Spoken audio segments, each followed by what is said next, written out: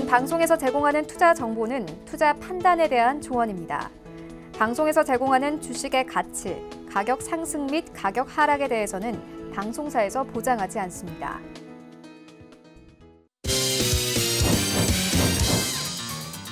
네, 오늘의 주요 헤드라인 소식입니다. OECD가 발표하는 우리나라의 경기 선행지수가 24개월 연속 하락하며 역대 최장 감소 기록을 경신했습니다. 5월 우리나라의 경기 선행지수는 98.7로 전월 대비 0.15% 하락한 가운데 시장에서는 일본 반도체 수출 규제 등을 이유로 당분간 더욱 내려갈 것으로 전망하고 있습니다.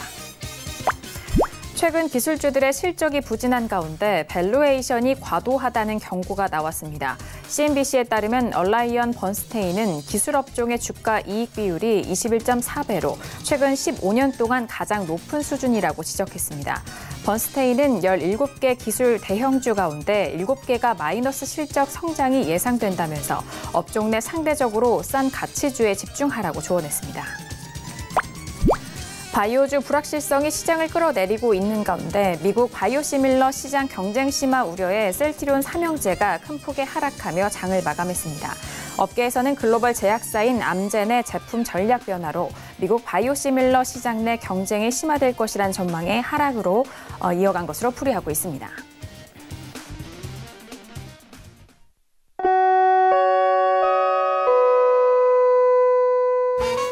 네, 안녕하세요. 평택전문 정석투자 김은혜입니다.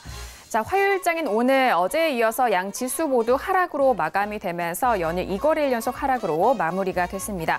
특히나 각종 악재가 겹치면서 투자 심리가 상당히 위축된 상황인데요. 초반 코스피 지수는 상승으로 시작이 됐지만 기관의 매도 물량이 거세게 나오면서 장 후반에는 하락으로 전환이 되면서 마무리가 됐습니다. 일본의 수출 규제 강화와 그리고 바이오주의 악재까지 겹친 상황인데요. 오늘은 외국인이 현선물 매수 속에서 집중적으로 전기전자 업종, 삼성전자를 비롯한 그밖에 업종으로 좀 집중 매수를 해줬지만 그밖에 바이오주의 부진 속에서 지수 하락을 좀 견인한 상황입니다. 자, 앞서서 말씀을 드렸다시피 바이오주의 하락폭이 제일 컸습니다. 최근 불거져온 기술 수출 권리 반환과 부진한 임상 결과 등으로 업종 자체 힘이 많이 약해진 상황인데요. 더불어서 코스피와 함께 전일장도 하락했었던 코스닥은 오늘도 1% 넘는 급락으로 마무리가 됐습니다. 대부분의 제약 바이오주들의 하락 속에서 1% 넘는 하락으로 이어간 상황인데요. 자, 이렇게 오늘 화요일장도 모두 마무리가 됐습니다. 오늘도 정석투자와 함께 하시면서 오늘 시장에 대한 정리와 그리고 내일 시장에 대한 대응 전략까지도 꼼꼼하게 확인해 보시길 바라겠습니다. 그럼 오늘 시장 흐름 다시 한번 정리합니다. 시세 보시죠. 네, 오늘 코스피 지수는 전일 대비 0.59% 하락한 2052.03에 장을 마쳤습니다. 수급상 확인하시죠. 개인과 외국인의 동반 순매수, 반면 기관 홀로 순매도 이어갑니다.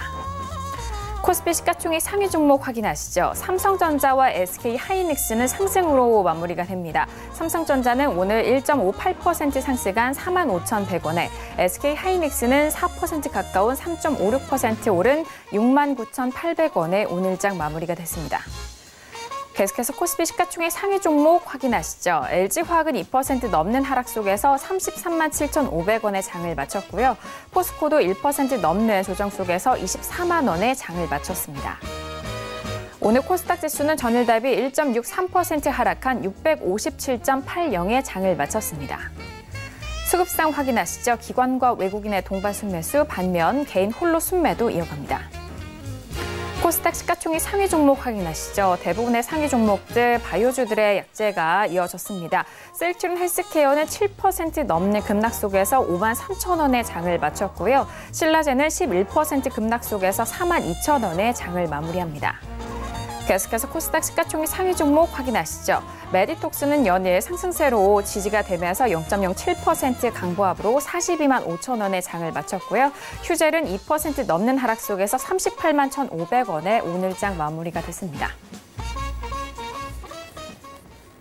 네, 본격적으로 화요일장 정석투자 시작합니다. 화요일 저녁은요, 학과장 정우영 대표님과 함께 이어갑니다. 학과장님 안녕하세요. 네, 안녕하세요. 네, 반갑습니다. 전일 코스피, 코스닥 양 시장 모두 급락세로 좀 마무리가 됐는데 오늘도 연일 하락으로 이어가면서 투자 심리라든지 시장을 보시는 시청자분들도 참 걱정이 많으실 것 같습니다. 그럼에도 불구하고 전일장, 내일장 전망 시간을 통해서 많은 힌트를 얻으셨을 것 같은데요. 오늘 시장 어떻게 보셨을까요? 네, 저는 오늘 살짝 하락했다가 반등 나오고 다시 빠질 거로 봤어요. 근데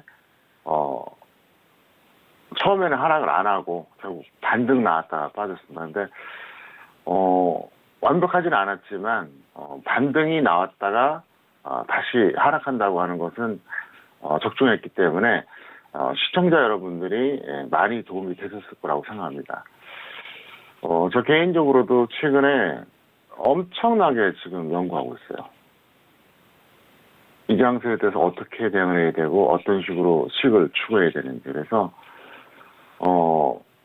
앞으로 이 방송 통해서 많이 전달해 드리겠고요. 저도 열심히 하니까 여러분들 지속적으로 시청해 주시기를 바랍니다. 네, 일본 수출 규제에 대해서 계속적으로 좀 강화되고 있는 시점 속에서 이제 반도체 소재 그리고 더불어서 반도체 장비까지 좀 위협을 받고 있는 상황입니다. 더불어서 계속해서 좀 악재가 이어졌었던 제약바이오주에 대해서도 전일장 또 학 과장님께서 전반적인 업종 설명을 도와주셨는데요. 그 부분까지 오늘 시장에 대한 전반적인 부분 정석투자와 함께 하시면서 정리해 보시길 바라겠습니다. 자, 오늘은 학 과장님과 함께 이어가 볼 텐데요. 첫 번째 코너로 바로 들어가 볼게요. 오늘의 첫 번째 코너 는 시황 분석론이 기다리고 있습니다.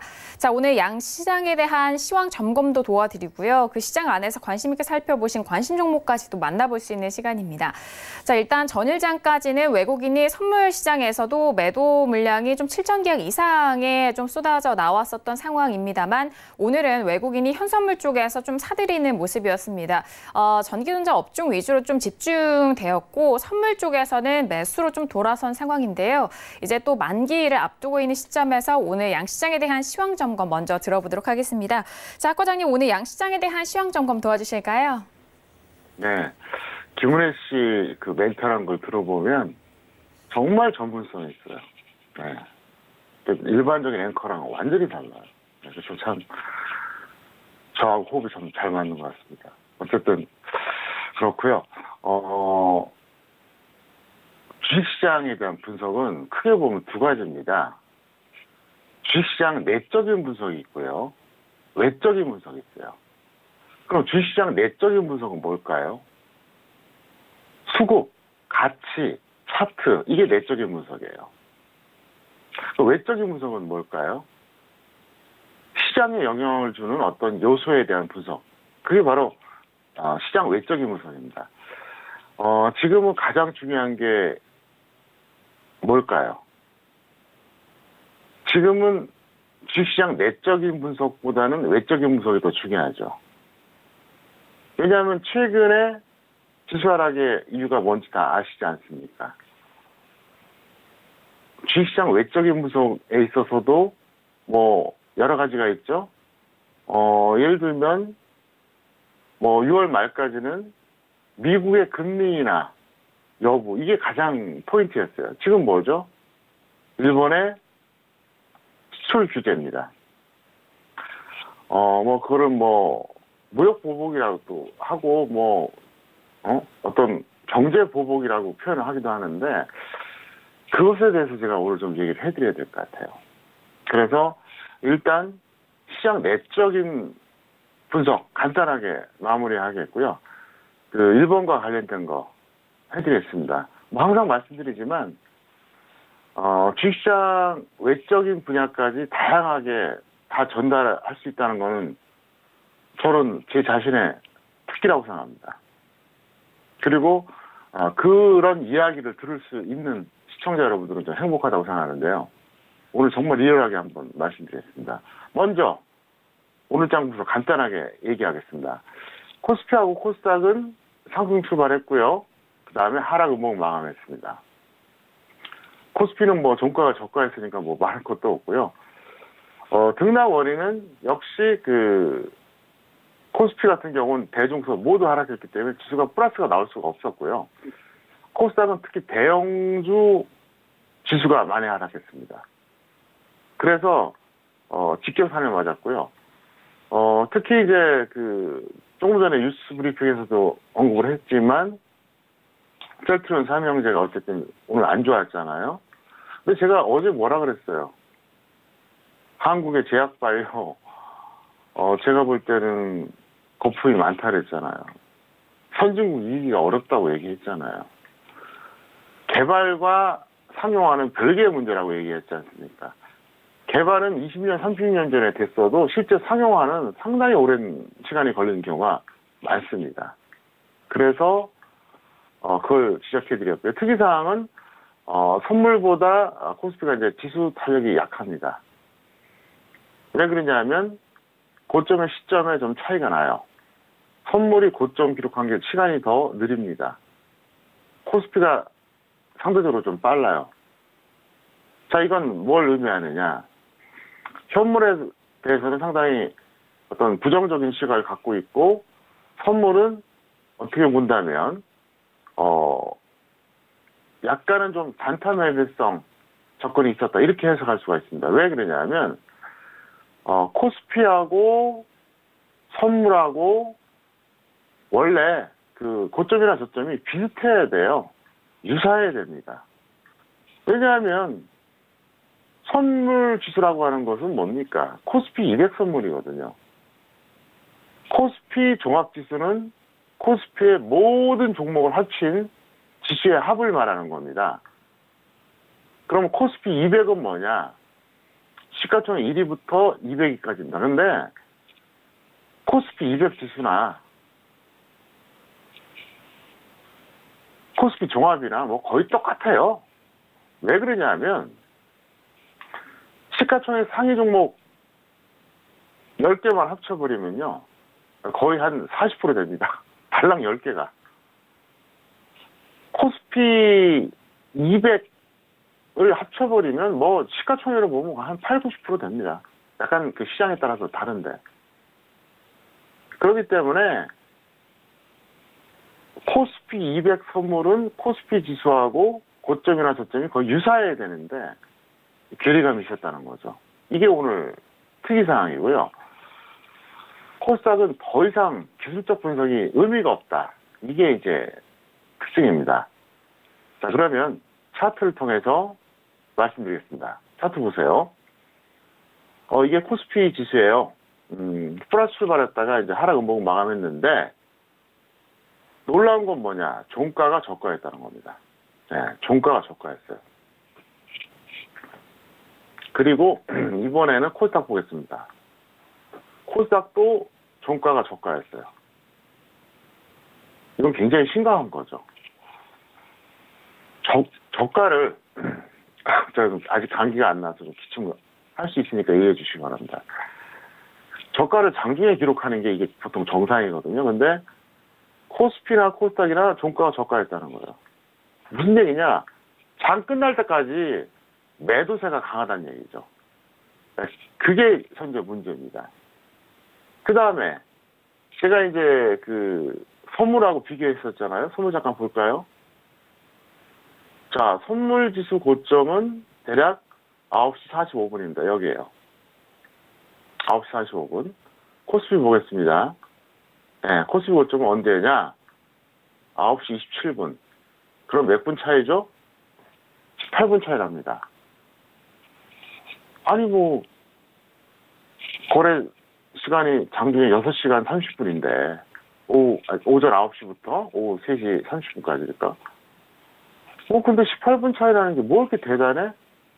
대단합니다. 이게 코스피 지수하고 선물 지수하고 정상적으로 움직이는 패턴에서는 5분 차이가 절대 안 나요. 고점이나 저점이나. 보통 1, 2분. 차이가 좀 나봐야 5분 정도예요. 18분 차이라고 하는 것은 뭐냐?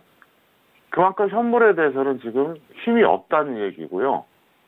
선물에 대해서는 다소 투기적인 매수가 유입됐다고 보면 됩니다.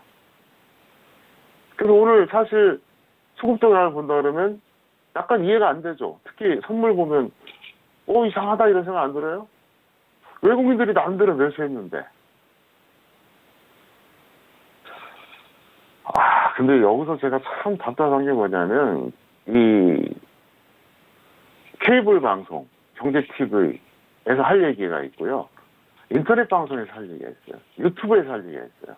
저는 이 현상에 대해서 정확하게 알고 있는데 명확한 근거 없이 얘기하기가 좀 뭐하죠. 그래서 제가 얘기 더 이상은 못하겠지만 저는 왜 그런지 알아요. 이 방송을 1년 이상 보신 분들은 저 사람이 지금 무슨 말 하려고 그러는구나 아마 눈치챌 겁니다. 믿으면 안 된다는 거고요. 그 다음에 이번에 이제 일본의 수출 규제에 대해서 좀 얘기를 하겠습니다. 대통령께서 일본의 수출 규제에 대해서 언급을 하셨습니다. 삼성전자 이재용 부회장이 황급히 나갔어요. 왜냐하면 반도체 소재 수입을 해야 될 거 아닙니까? 그동안은 제가 아베에 대해서 얘기를 안 했는데 좀 해드릴게요.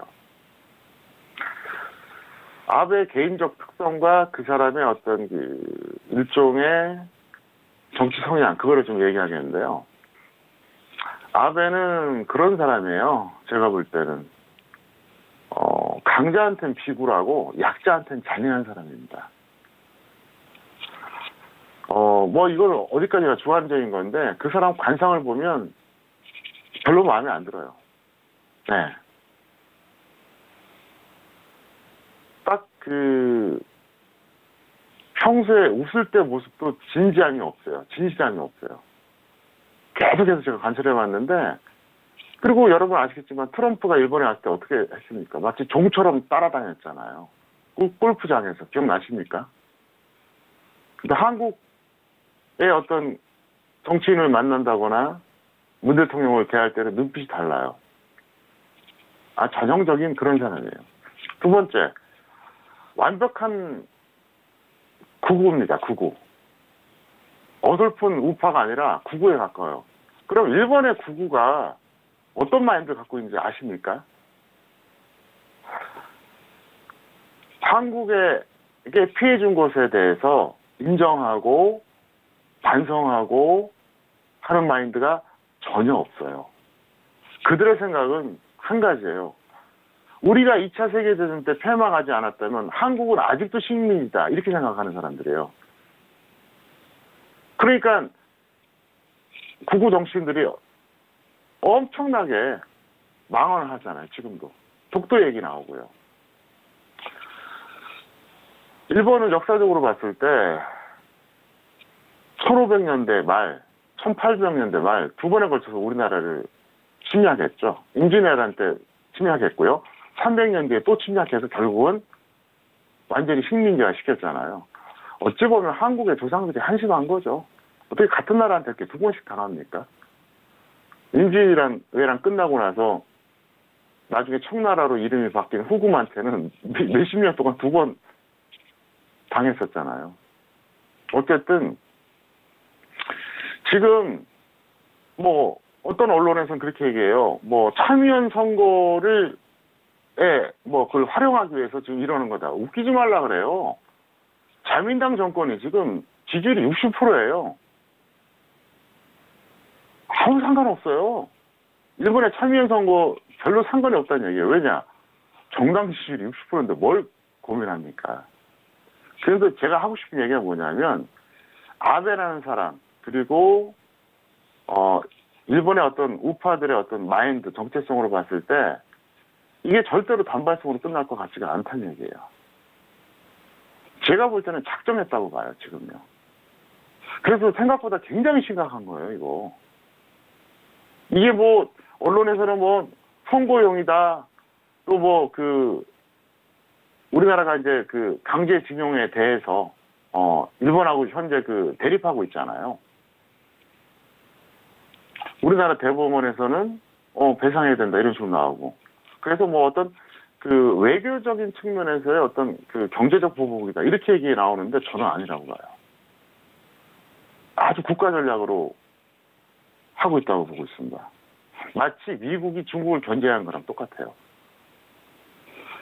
최근에 미국이 대만에 약 2조 6천억 원, 2조 6천억 원이죠. 정도 되는 무기를 팔았어요. 중국이 싫어하는 거 모를까요? 알아요. 왜 팔았을까요? 중국을 견제하는 거예요. 미국이 대만한테 무기 안 팔면 팔 데 없겠습니까? 많아요. 마찬가지로 저는 국가 전략으로 봐요. 왜? 대한민국이 뭐 올해는 어떻게 될지 모르겠지만 수출이 세계 6위까지 갔었어요. 무역 규모가 지금 엄청나요. GDP도 지금 11위, 12위 왔다 갔다 합니다. 그래서 저는 지금 아베의 이 어떤 그 반도체 분야에 대한 이게 어떤 표면적으로는 다른 걸 갖다 붙이게끔 언론사에서 막 멋대로 갖다 붙이고 있잖아요. 참여연 선고용이다, 뭐 무슨 강제징용에 대한 어떤 배상 판결에 대해서 뭐 외교적인 어떤 뭐 그거다 이렇게 얘기하는데 저는 아니라고 봐요. 그리고 또 한 가지 말씀드릴게요. 이 얘기는 벌써 한 5번 정도 들었을 것 같은데, 일본과 중국은 공통점이 제가 있다 그랬죠. 둘 다 억지를 부린다. 억지 주장을 해요. 차이점이 있다면 중국은 일관성이 없고, 그 다음에 일본은 일관성이 있어요. 그 이유가 뭐냐? 중국은 정권이 많이 바뀌고 다민족 국가예요. 그러다 보니까 문화라든가 역사 측면에서 일관성이 항상 떨어져요. 쉽게 말 바꾸잖아요. 쉽게 손바닥 뒤치 행동하잖아요. 일본은 안 그래요. 막부 시대가 있었다고는 하지만 사실상 단일 민족에다가 단일 정권이었어요. 섬나라였기 때문에. 마인드가 달라요. 또 한 가지. 자, 최근에 그 중국과 한국이 사드 문제로 대립을 했었죠. 근데 지금 일본과 한국이 대립하는 건 완전히 궤가 달라요, 이건. 왜 그런지 아십니까? 사드 문제는 사실상 중국과 한국이 대립하는 것 같지만 미국과 중국이 대립하는 거고 한국은 틈새에 낀 거죠. 중국도 그거 알아요. 미국 말을 듣지 않으면 안 된다는 걸 알아요, 한국이. 그러니까 압력을 넣으면서도 한계를 느껴요. 그러니까 사드 문제 같은 경우는 표면적으로는 중국과 한국이지만 사실상 중국과 미국의 대결인데 이건 달라요. 이건 일본과 한국의 대결이에요. 그래서 더 심각하다는 얘기예요.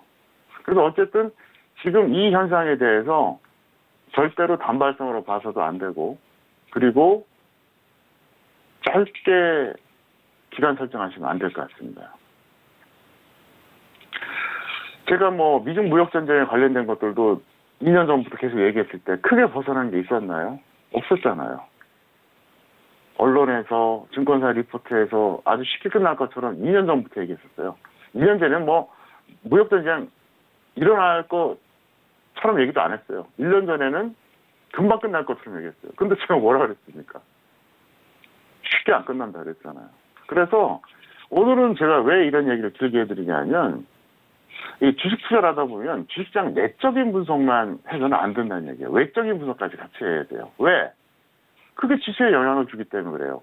지수에 영향을 주면 당연히 종목까지 영향을 미치게 되는 거잖아요. 그래서 오늘 얘기는 너무 길면 안 되니까 여기까지 하겠고요. 어쨌든 앞으로 이 일본과 한국의 이 일종의 그 반도체 소재 관련된 이 전쟁은 상당히 한국 시장에 타격가 있을 것이다. 여기까지 말씀드리겠습니다. 네, 오늘 화요일장 양시장에 대해서 전반적인 분석해드렸습니다. 자, 오늘 양 지수 모두 하락으로 마감이 됐는데요. 코스피 지수 같은 경우에 상승 출발한 이후에 하락, 음봉으로 마감이 됐고, 종가가 좀 저가가 된 상황입니다. 그리고 코스닥도 역시나 상승 출발한 이후에 하락, 음봉 마감이 된 상황인데요. 더욱더 좀 주의 깊게 보셔야 될 부분은 코스피 이제 선물에 대한 부분과 현물에 대한 비교였습니다. 선물보다 좀 약한 지수 탄력을 보였다라는 점, 그 부분 다시 한번 좀 주의 깊게 보시길 바라겠고요. 그리고 최근에는 외적인 요소에 더욱더 집중해서 시장을 좀 분석을 해야 된다라는 부분까지 참고해 주시길 바라겠습니다. 자, 이어서 오늘 시장 안에서 관심 있게 살펴보신 관심 종목까지 만나보도록 하겠습니다. 자, 학 과장님, 오늘 시장 안에서 어떤 종목들 가장 관심 있게 보셨을까요? 네, 현대오토에버 그리고 오성 첨단 소재 두 종목을 선정했습니다. 네, 오늘장 관심 종목입니다. 현대오토에버와 오성 첨단 소재를 꼽아주셨습니다. 먼저 현대오토에버는요, 오늘 4% 넘게 상승하면서 53,300원에 마무리가 됐고요. 오성 첨단 소재도 6% 넘는 상승이었습니다. 1,835원에 마무리가 됐습니다. 자, 학 과장님, 두 가지 관심 종목에 대해서 구체적인 분석도 도와주시죠. 네, 현대오토에버 같은 경우에는 상장하고 나서 계속 흘러내렸어요. 그랬는데 오늘 이제 모처럼 만에 반등 나왔는데 보유자는 홀딩한 다음에 매도하세요. 바로 하지 말고. 그리고 미보유자는 조정시 매수하시고요. 그다음에 오성 첨단 소재 같은 경우에는 이제 그 일본과 현재 그 수출 규제와 관련돼서 일종의 어떤 그 반사적 이익을 보는 수혜주인데 보유자는 홀딩을 지속하시고요. 미보유자는 하락시 단기 매수하는데 차트를 보시겠습니다. 이게 현대오토에버예요. 상장을 여기서 했어요. 상장하고 나서 나름대로 좋았죠. 근데 흘러내렸어요. 여기까지 내려왔어요. 기술적인 반등은 충분히 나올 수 있다고 봅니다. 그래서 현재 뭐 어제 매수했든 오늘 매수했든 아니면 지금부터 조금 높게 매수했든 조금 더 끌고 가다가 매도하자 이렇게 얘기했고요. 만약에 없는 사람들 같은 경우 예를 들어서 내일 마이너스권이 된다 그러면 단기 접근해보세요. 다만 단기로만 접근하세요. 이 종목은 그 뭐라 할까요? 그 현대 글로비스의 향기가 납니다. 왜냐 주주 구성이요. 현대차, 기아차, 현대모비스, 그다음에 정의선 부회장이에요. 1, 2, 3, 4 주주가. 그러니까 현대차 그룹하고 연동될 수밖에 없죠. 그래서 지금은 중장기는 아닙니다. 분명합니다. 단기로만 하세요. 다만 언젠가 이거는 계속 한번 노려볼 만한 주식입니다. 그래서 그 점 말씀드리겠고요. 두 번째, 오성 첨단 소재 같은 경우에는 이게 이제 오늘 윗꼬리가 긴 음봉이 나왔는데 이건 뭐 아니면 도예요. 내일 크게 가거나 망가지거나 차트가 그래요. 차트 설명 길게 하다 보면 시간 너무 많이 가니까 생략하겠고요. 일단 뭐 한 손절 10% 정도 보고 들어가면 무리가 없으니까 있는 사람들은 좀 더 홀딩 하시고요. 없는 사람들은 내일 마이너스권에서 역시 접근해 주시기를 바랍니다. 네, 오늘장 관심 종목이었습니다. 첫 번째 관심 종목은 현대오토에버에 대해서 분석해 드렸습니다. 오늘 4% 넘게 상승으로 좀 이어갔는데요. 보유자는 조금 더 홀딩한 이후에 매도에 대한 의견 주셨습니다. 기술적으로 흐름이 더욱더 나올 수 있기 때문에 그 부분 노려보시길 바라겠고요. 미보유자에 대해서는 조정 시 매수, 일단 단기 매수 접근 가능하다라는 의견을 주셨습니다. 중요한 것은 이 종목에 대한 흐름은 현대차 관련돼서도 함께 좀 갈 수 있으니까 그 부분 참고하시고 아직 장기적으로는 접근에 대한 부분보다는 단기적인 접근이 더욱더 유효하다라는 부분 참고해 주시길 바라겠고요. 자, 그리고 두 번째 관심 종목은 오성 첨단 소재였습니다. 오늘도 6% 넘게 상승했는데 보유자는 홀딩을 좀 지속해보자라는 의견과 미보유자에 대해서는 내일장 하락 시 좀 조정 시죠. 단기 매수 접근 가능하다라는 부분입니다. 보유자에 대한 부분은 이제 내일장 뭐 크게 탄력을 받거나 또는 하락할 가능성이 있기 때문에 그 부분 기회 잘 살려서 좋은 결과로 나오시길 바라겠습니다. 자, 이렇게 첫 번째 코너 시황 분석론까지 여러분들 만나봤고요. 두 번째 코너로 바로 넘어가 보도록 하죠. 종목의 역사 시간이 기다리고 있습니다. 자, 월요일과 화요일 이 시간에는 교육 내용으로 여러분들을 찾아가고 있는데요. 오늘은 종목의 역사 시간으로 한 종목에 대한 이전의 역사의 흐름과 그리고 관련된 업종과 종목에 대한 흐름까지도 알아볼 수 있는 시간입니다. 자, 학 과장님, 오늘은 어떤 종목을 좀 중점적으로 풀어주실까요? 네, 제목은 카카오를 이긴 네이버 이야기입니다. 그러니까 지금 사용은 이제 카카오인데 이제 과거에는 다음이었죠. 그러니까 그리고 이제 현재는 네이버인데 과거에는 NHN이었습니다. 종목명으로 본다 그러면. 그래서 과거의 이름은 다음과 NHN이었고 현재 이름은 카카오와 이제 네이버인데 뭐 결국은 포털 사이트 얘기입니다. 오늘 내용은 개인이나 기업이나 상당히 중요하니까 참고하시면 좋을 것 같습니다. 먼저 사명 변경에 대해서 말씀드리겠습니다. 원래 다음이란 그 회사가 있었는데 이게 카카오하고 합병이 됐어요. 그러면서 지금은 카카오라고 이제 이름이 지어졌고요. 그 다음에 이제 그 NHN이라고 하는 그 종목이 있었는데 사실은 네이버 플러스 한 게임이 합쳐져서 NHN이 된 겁니다. 지금 이제 네이버로 이제 분리가 돼버렸죠. 자, 이게 왜 중요하냐? 압도적 1위를 기적적으로 역전한 성공 사례입니다. 이건 실제 사례예요. 아주 놀랍게도 1999년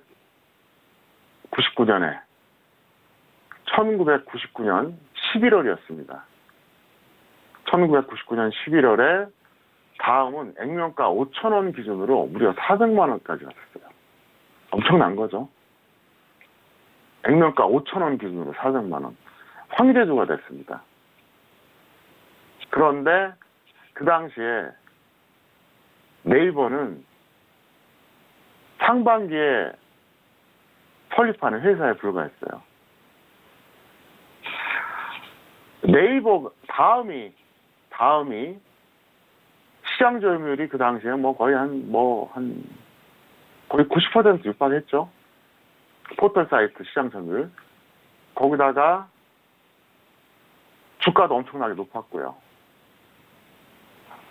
한메일을 배포하면서 사람들이 이메일 쓰기 위해서 다음 가입을 더 했죠. 근데 그 당시에 네이버라는 회사는 생긴 지 6개월도 안 됐어요. 그러니까 다음이 천하통일했을 때 그게 1999년이었습니다. 그런데 2000년 가을이었어요. 한 10월 정도 됩니다. 제가 네이버하고 다음을 딱 분석해보고 나서 사람들한테 얘기했어요. 그게 이제 그러니까 제가 과거에 활동했던 어떤 사이트에 글도 쓴 적이 있는데 두고 보라고 네이버가 다음을 이길 거라 했어요. 사람들이 저한테 다 미쳤다 그랬어요. 웃기지 말라 그랬어요. 헛소리 한다 그랬어요. 왜? 너무나 비교가 안 되니까. 1999년 가을에 다음은 이미 시장 점유율, 주가, 그 다음에 각종 투자 들어온 그 펀딩 받은 돈 무지막지예요. 네이버는요, 이게 막 시작해갖고 이제 손바닥만한 사무실에서 열 몇 명이 시작한 중소기업이었어요. 그런데 1년이 지났는데 제가 네이버가 다음을 이길 거라고 얘기하니까 사람들이 안 믿는 거예요. 그래서 저는 이길 거라고 봤어요. 그러더니 제가 얘기하고 나서 3년이 안 갔어요. 결국 역전됐어요. 자, 이거를 왜 얘기하느냐. 제가 그때 이거를 분석한 그 사례와 그리고 얘기한 이유를 좀 잘 들어보세요. 이거는 우리가 인생 사례에도 도움이 됩니다. 다음과 네이버의 홈페이지 구성을 딱 봤어요. 그 다음에 서브 메뉴를 다 봤어요. 봤는데 미안한 얘기지만 다음은 너무 느슨했어요. 자만하고 있다는 생각이 들었어요. 네이버는 꽉 찬 느낌이었어요. 제가 봤을 때. 일단 홈페이지 자체가. 서브 메뉴를 봤어요. 굉장히 노력하는 게 보였어요. 물론 제 눈에만 보일 수 있겠죠. 또 하나 혁신을 기했습니다. 혁신. 바로 검색 기능이에요. 왜냐하면 후발업체인 네이버가 이메일 갖고는 승부가 안 되거든요. 한 메일이 장악을 했으니까. 그러면 검색을 통해서 먼저 유리한 회사가 사람이 몰리게 마련이거든요. 검색에 모든 걸 다 취급했어요. 3년 만에 대역전 일어났습니다. 왜? 네이버 검색이 훨씬 더 좋았거든요. 자, 여기서 시사하는 바가 뭐냐. 막강한 1등을 후발업체가 이긴다는 것은 결코 쉽지 않습니다. 그럼 여기서 우리가 얻는 교훈이 뭘까요? 필요 충분 조건이 완성이 되야 되는데 먼저 필요 조건을 얘기하겠습니다. 필요 조건은 1등의 자만감이에요. 충분 조건은 뭐냐? 후발업체의 혁신입니다.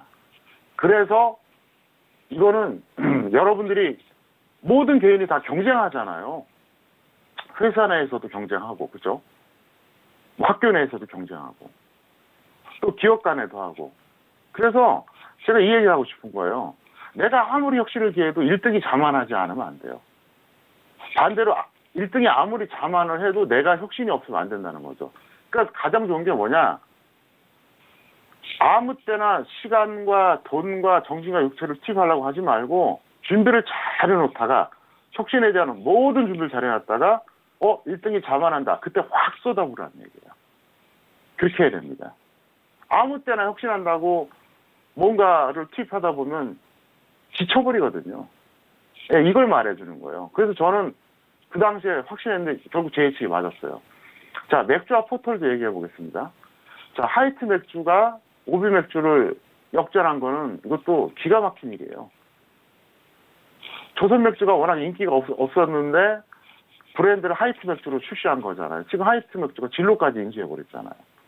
이것도 도저히 역전이 불가능하다는 걸 이긴 거예요. 그리고 이제 포털 같은 경우 제가 좀 전에 얘기했었잖아요. 그래서 오늘 이 이야기는 어떤 그 주식에 관련된 히스토리가 되기도 하겠지만 우리가 인생을 살아갈 때 상당히 교훈이 된다고 생각합니다. 그래서 어쨌든 오늘 내용 잘 활용하시길 바라겠고요.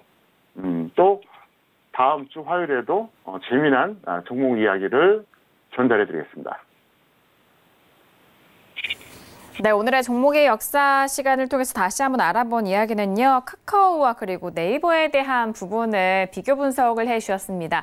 일단 이 두 기업에 대한 부분을 함께 좀 같은 목록으로 또 시합이 되고 있기 때문에 내용에 대해서도 궁금해하실 분들 많으실 것 같은데요. 이전에 지금까지의 역사를 다시 한번 좀 되짚어보고 앞으로에 있어서의 대응 전략까지도 참고해 주시길 바라겠습니다. 자, 지금 시각은 10시 35분 지나가고 있습니다. 오늘 화요일장에 뉴욕 증시가 개장이 되는데요. 3대 지수 모두 하락 출발이 된 상황입니다. 전일장 같은 경우에는 애플의 실적과 그리고 애플의 리포트가 중립에서 이제 매도로 좀 전환한 리포트의 영향과 그런 하락 속에서 하락 마감이 된 상황인데요. 자, 오늘장 같은 경우에는 역시나 파월 의장의 이번 주 증언에 대해서 좀 대기하고 있는 모습 속에서 특히나 또 3M에 대한 실적에 대한 둔화로 인해서 3대 지수 모두 하락 출발이 된 상황입니다. 이번 주죠. 10일과 그리고 11일에 파월 의장이 국회에서의 증언이 예정되어 있습니다. 상원과 그리고 하원을 좀 차례대로 좀 증언을 하고 있는 상황인데 이번 달 7월 FOMC에 대한 힌트가 이 증언에서 나올 수 있을지 그 부분을 시장을 좀 주목을 하면서 대기를 하고 있는 모습입니다. 일단 오늘 화요일장 뉴욕 증시는 3대 지수 모두 하락 출발이 됐다라는 점 참고해 주시길 바랄게요. 자, 이어서 선생님 질문 있어요 시간으로 넘어가 보도록 하겠습니다. 오늘도 다양한 질문들 많이 접수해 주셨고요. 첫 번째 질문부터 확인해 보도록 할게요. 자, 오늘의 첫 번째 질문은 끝자리 0628님의 질문 확인합니다. 호텔 신라를 86,600원에 비중은 40% 질문 주셨습니다. 자, 오늘장의 호텔 신라 종가 먼저 확인해 볼까요? 자, 오늘 호텔 신라는요, 1.16% 하락한 85,400원에 마무리가 됐습니다. 지금 매수가 대비해서는 지금 손실 구간이신데요. 학 과장님은 어떻게 보실까요? 네, B학점이고요. 기술적으로 매우 좋은 매수 시점입니다. 그래서 뭐 선절 5%, 수익 10% 정도 보시고요. 잘하셨기 때문에 뭐 이 정도만 답변하겠습니다. 네, 호텔 신라에 대한 진단이었습니다. 학점은 B학점 확인됐고요. 손절에 대해서는 좀 짧게 잡아주셨습니다. 마이너스 5% 손절 그리고 수익에 대해서는 10% 매도 전략까지 참고해 주시길 바라겠습니다. 자, 이어서 다음 질문도 이어가 볼게요. 끝자리 2457님의 질문이고요. 비덴트를 8,900원에 비중은 30% 질문 주셨습니다. 자, 오늘장의 비덴트 종가 확인하죠. 오늘은 7% 넘게 급등했네요. 8,250원에 마무리가 됐습니다. 오늘 7% 넘는 급등에도 불구하고 지금 매수가에 좀 이르지 못한 상황인데요. 학 과장님은 어떻게 보실까요? 네, 이 종목 같은 경우에는 C학점이에요. 조정을 기다리지 못한 성급함이 좀 문제다 볼 수 있겠고요. 일시적으로 추가한 다음에 뭐 본전 매도하거나 손절하시기 바라겠습니다. 차트 보시겠습니다. 여기서 하신 거거든요. 너무 빨랐어요. 이렇게 급등한 종목은 무조건 21선 이탈할 때까지 기다리던가 아무리 높아도 21선 근처에서 매수했어야죠. 사실 저는 이걸 개인적으로 6,000원에 매수시켰어요. 엄청나게 싸게 매수시켰죠. 근데 부끄러운 얘기인데 5% 수익 청산했어요. 네, 왜냐하면 너무 느려가지고. 근데 이렇게 급등하더라고요. 그래서 좀 아쉬운 종목인데 비덴트는 여기서 조정을 또 받으면 여러분들이 항상 관심 종목으로 지켜보시기를 바랍니다. 네, 비덴트에 대한 진단이었습니다. 학점은 C학점이고요. 현재 구간에서 일시적으로 추가 비중, 일단 매수에 대한 부분을 말씀해 주셨고 이후에 본전 매도 또는 손절을 좀 잡으시고 대응해 주시길 바라겠습니다. 자, 이어서 다음 질문 이어가 볼게요. 끝자리 5605님의 질문입니다. LG 디스플레이를 19,500원에 비중은 50% 질문 주셨는데요. 오늘장의 LG 디스플레이 종가 먼저 확인해 보죠. 오늘은 약보한 마감 속에서 16,500원에 마무리가 됐습니다. 지금 19,000원대 매수했는데 16,000원대인데요. 손실이 좀 크게 좀 증가하고 있는 상황인데 학 과장님은 어떻게 보실까요? C학점입니다. 왜 그러냐면 시황을 고려하지 않은 매수 시점이에요. 손절 마이너스 10 또는 마이너스 20 정도 매도한다면 관망하시고요. 차트 보시겠습니다. 이분이 매수하신 시점이 여기예요. 5월 초입니다. 그런데 잘 아시는 것처럼 4월 중하순에 고점 찍고 지수가 흘러내렸잖아요. 자, 코스피 볼까요? 자, 보여드리겠습니다. 어떻습니까? 4월 중하순에 고점 찍고 흘러내렸어요. 근데 LG 디스플레이를 매수한 시점이 5월 초순이었습니다. 여기였어요. 자, 차트를 한번 보세요. 4월 중하순 고점, 그 다음에 5월 말까지 급락, 반등 다시 밀렸죠? 자, 이번에 LG 디스플레이 보겠습니다. 어때요? 똑같죠? 지수 연동형이라는 얘기예요. 그러니까 시황을 전혀 고려하지 않고 매수했다는 거죠. 똑같잖아요, 패턴이. 그래서 이분은 시황을 고려하지 않았기 때문에 C학점이다. 이 정도 말씀드리겠습니다. 네, LG 디스플레이에 대한 진단이었습니다. 학점은 C학점인데요. 시황을 고려하지 않은 매수가 좀 아쉬운 상황이다라고 설명해 주셨습니다. 손절은 마이너스 10% 또는 마이너스 20% 먼저 오는 가격대 매도 이후 관망해 주시길 바라겠습니다. 자, 이어서 다음 질문 이어가 볼게요. 끝자리 3374님의 질문이고요. 소리바다를 1,280원에 비중은 10% 질문 주셨습니다. 오늘장의 소리바다 종가 확인해 볼까요? 오늘은 3.85% 빠진 1,125원에 마무리가 됐습니다. 역시 손실 구간이신데요. 어떻게 보실까요?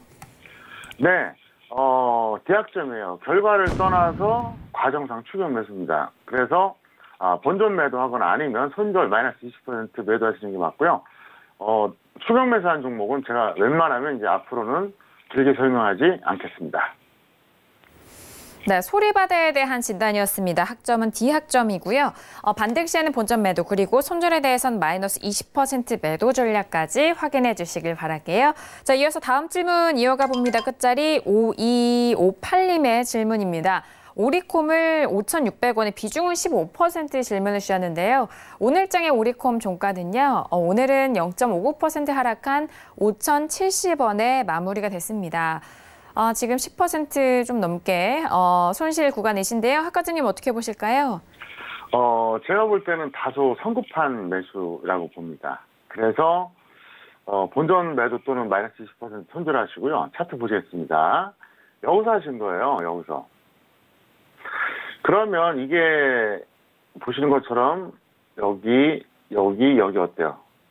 점점 고점이 높아지고 나서 그 다음에 급락을 했거든요. 그러면 여기서 기술적으로 봤을 때 물론 반등을 할 수 있겠죠. 근데 확률상 이거는 탄력받기가 어렵거든요. 네, 그렇기 때문에 조금 더 늦게 매수했으면 좋았는데 어떻게 보면 지금쯤이 딱 좋겠죠. 그러니까 뭐 지난번 이 구간이나 이 구간 약간 좀 성급했다. 이 정도 말씀드리겠습니다. 네, 오리콤에 대한 진단이었습니다. 학점은 C학점이고요. 본전 매도 또는 손절은 마이너스 20% 매도 전략 확인해 주시길 바랄게요. 자, 이어서 마지막 질문 이어갑니다. 끝자리 6607님의 질문이고요. 경인 양행을 7,250원에 비중은 20% 질문 주셨습니다. 오늘장의 경인 양행은요, 7% 넘게 빠졌고요. 6,690원에 마무리가 됐습니다. 또 최근에 시황인 만큼 걱정이 많으실 것 같은데요. 학 과장님은 어떻게 보실까요? 뭐 마지막 종목이니까 제가 차트를 보여드릴게요. 디약점이고요. 명백한 추격 매수 구간에서 매수하셨어요. 본전 또는 마이너스 10% 매도가 맞는데요. 차트 보시겠습니다. 이분이 매수하신 가격대를 수평선으로 그려보면 여기거나 여기예요. 제가 볼 때는 이거는 좀 습관이 잘못된 것 같아요. 어떤 경우라도 이건 문제가 있죠. 도대체 그 전에 뭐 했냐는 거예요. 장대 양봉 발생해서 갈 것 같아서 따라잡아서 수익 난다. 그렇게 해서 돈벌 같으면 주식 투자 다 성공하게요? 안 돼요. 그러니까 초보자 때 착각하는 게 있고요. 10년, 20년 돼도 못 벗어나는 게 있어요. 두 가지가 있습니다. 뭐냐? 추격 매수하고 손절 안 하는 거예요. 갑자기 급등하고 장대 양봉 나타나는 종목 따라잡아요. 갈 수도 있어요.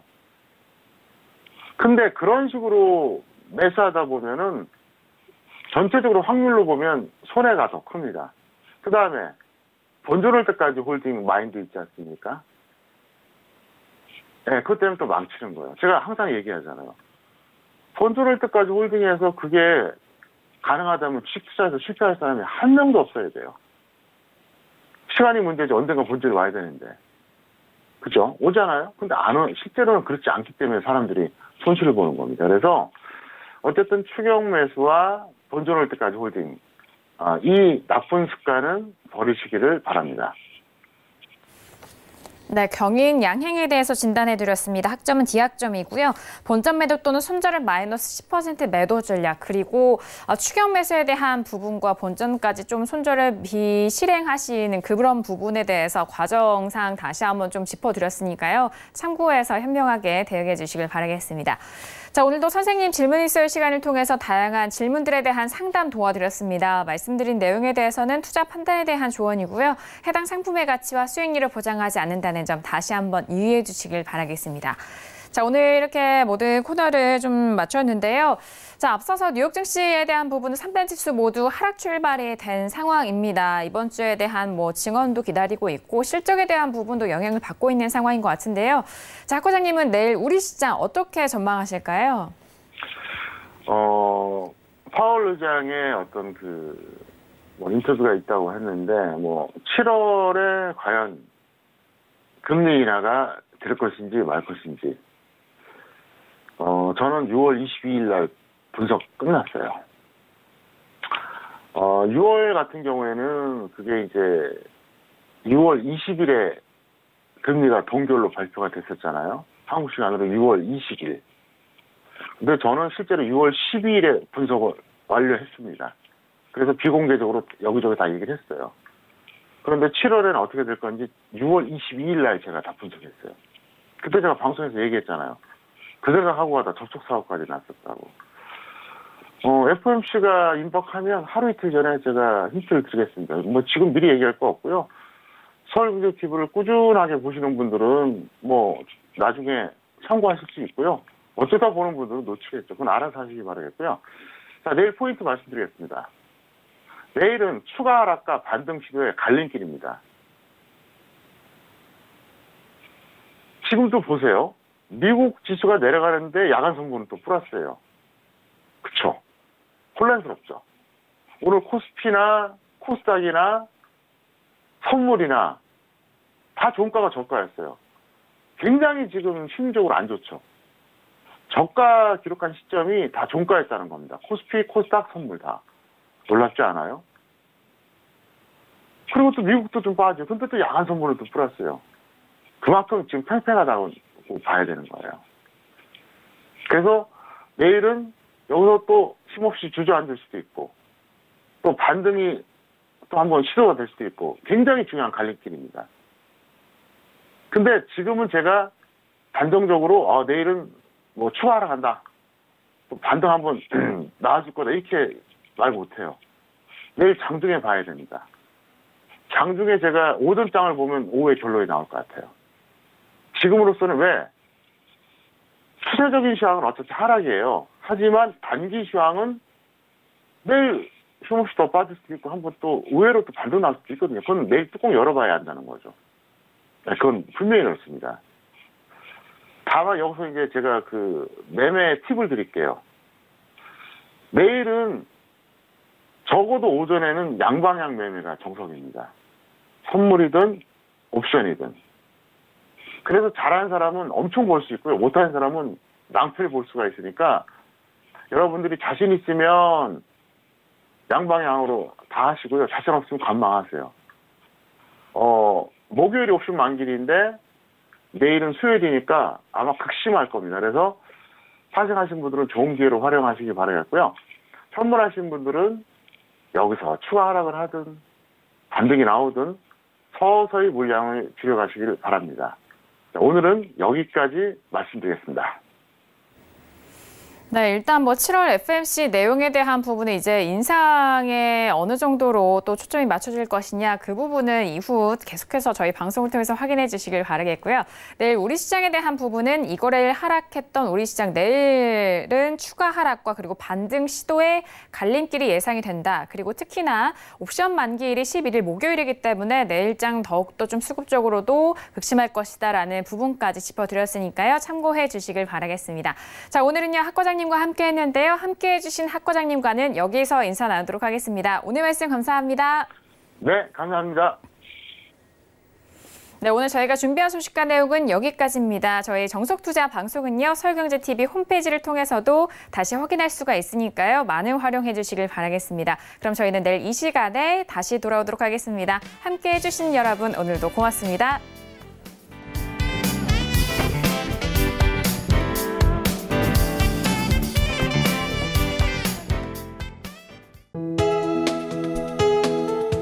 방송에서 제공하는 투자 정보는 투자 판단에 대한 조언입니다. 방송에서 제공하는 주식의 가치, 가격 상승 및 가격 하락에 대해서는 방송사에서 보장하지 않습니다.